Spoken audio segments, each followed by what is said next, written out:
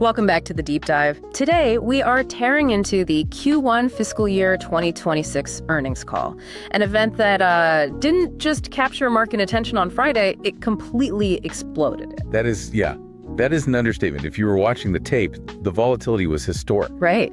So our mission today is to, move past that noise, take all the information we have, the financials, the commentary, and really extract the two key drivers here. And what are those? First, the undeniable success of their whole subscription pivot.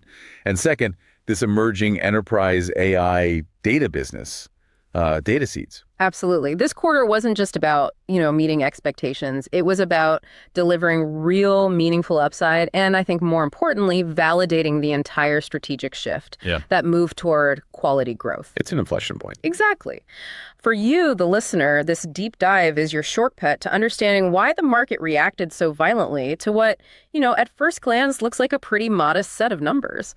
Okay, so let's start with those headline numbers, the ones that drove that initial momentum.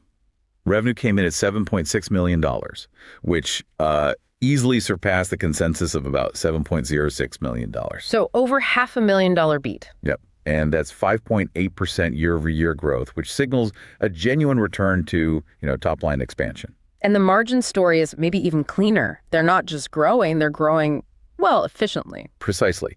We saw non-GAAP EPS, and that just strips out some non-cash items to give you a clearer picture. It hit 7 cents. And the forecast was what, 3 cents? It was, so it crushed the forecast. But the most telling number for me, for efficiency, was the profitability. Adjusted EBITDA, which is basically the cash flow from core ops, it soared to $1.2 million. Wow. And where was that last year? Last year, same quarter, it was just $0.3 million. So a fourfold jump. That really shows the cost restructuring they did is already paying off big time. It does. Management has pulled off this return to mid-single-digit revenue growth, and it's all driven by that quality monetization you mentioned. And that word is crucial here. Quality, just meaning high margin. Exactly. The gross margin is still incredibly high, around 92.7%. So when you combine that top-line growth with extreme efficiency, you get operating leverage. Meaning every new dollar of revenue just drops way more to the bottom line. That's it. They've built a financial engine that converts revenue gains directly into profit. Okay, so let's dig into the operating drivers behind this quality growth, because this is where the strategy really comes to life. Management bet everything on subscriptions, and it looks like that bet is working. The metrics prove it. Active subscriptions hit a record, about 1.1 million.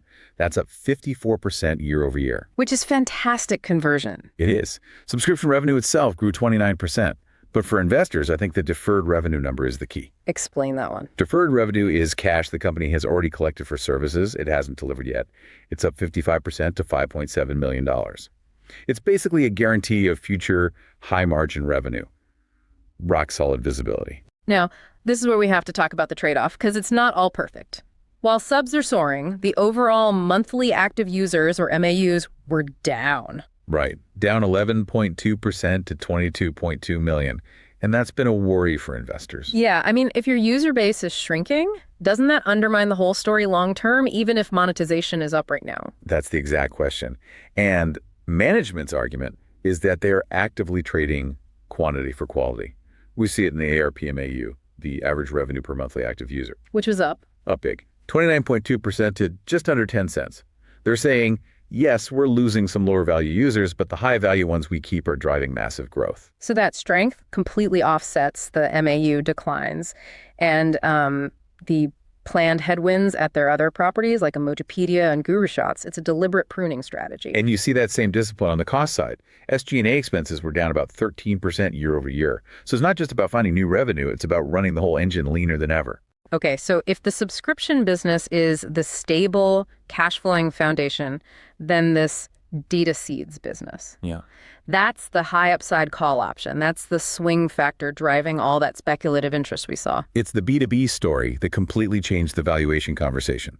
They got a second follow-on order from an existing AI customer. And the size of it was the big news. It was huge, approximately 25 times the value of their original small order from Q4.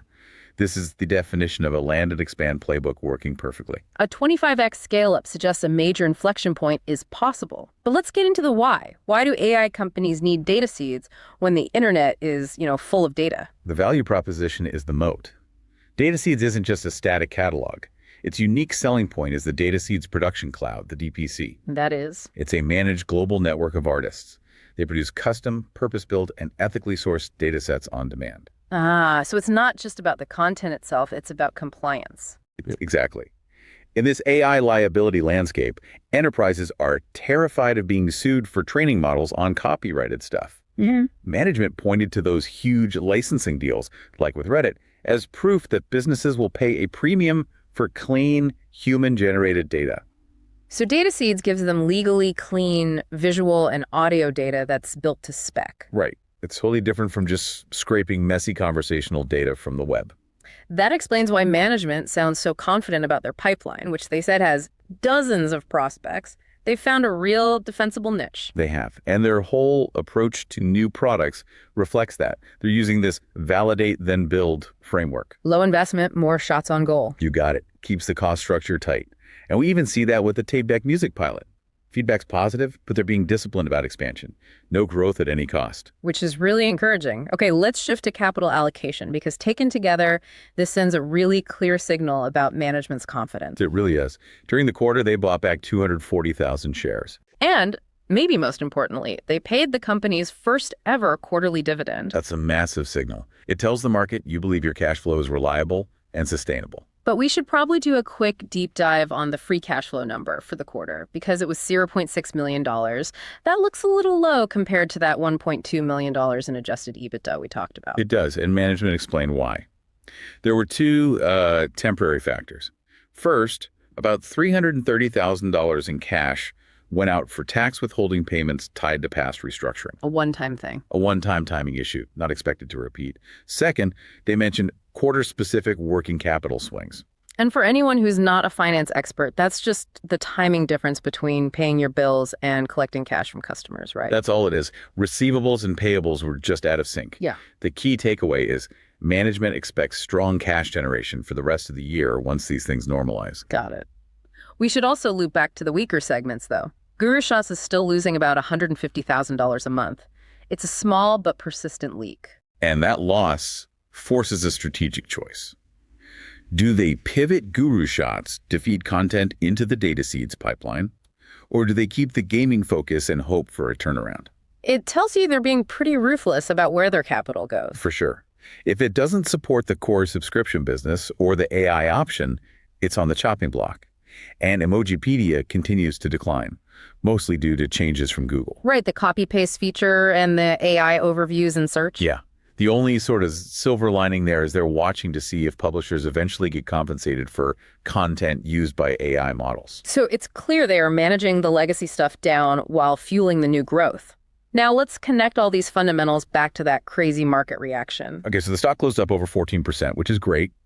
But the real story was the volume and the volatility. The volume was staggering, 51.13 million shares. What was it the day before? About 58,000. Wow. And the stock traded in this incredibly wide range, from $2.56 all the way up to $4.70. So what does that tell you? That's not a smooth repricing. No. It suggests a collision. You have speculative retail traders, maybe some high-frequency funds, all piling in. And at the same time, you probably have institutional investors trying to build long-term positions based on that DataSeeds news. So it's a spike in profit-taking dynamic. And because the stock isn't super liquid, any news, good or bad, is going to move the price really quickly. Exactly. So near-term execution is everything. Investors are now watching for three things over the next couple of quarters. One, do those DataSeeds pilots convert into bigger recurring orders? Validate the 25x jump. Two, do the subscription and ARPMAU numbers keep growing? And three, do we see real concrete milestones for Tapedeck scaling? Execution is the signal, DataSeeds is the leverage. Precisely. All right, now before we wrap up, we're going to enter the territory of some high-risk thinking. This is not financial advice. We have to be super clear here. We are here to synthesize and summarize information from the call. We are not advisors. This next part is purely a thought experiment.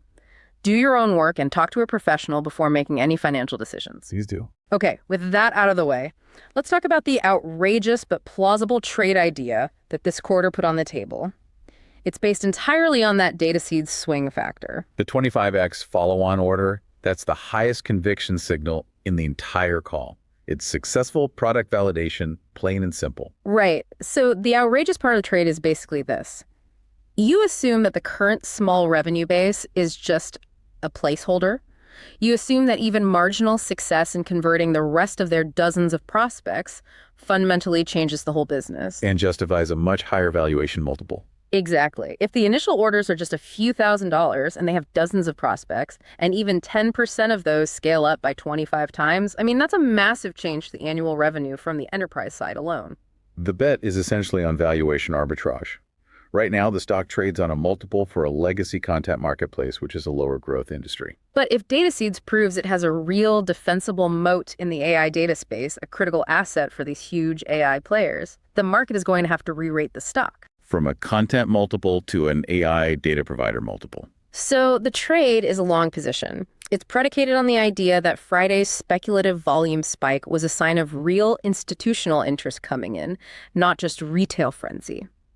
The bet is that the core business provides the financial runway while we wait for the next big DataSeeds announcement, which would trigger that next level of valuation. It's a bet on the optionality being realized, a huge departure from the company's historical narrative.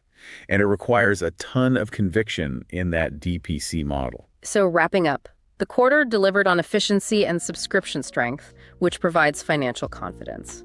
DataSeeds is the key high upside option that drove that insane market reaction. You now have the full context you need to really assess this pivot.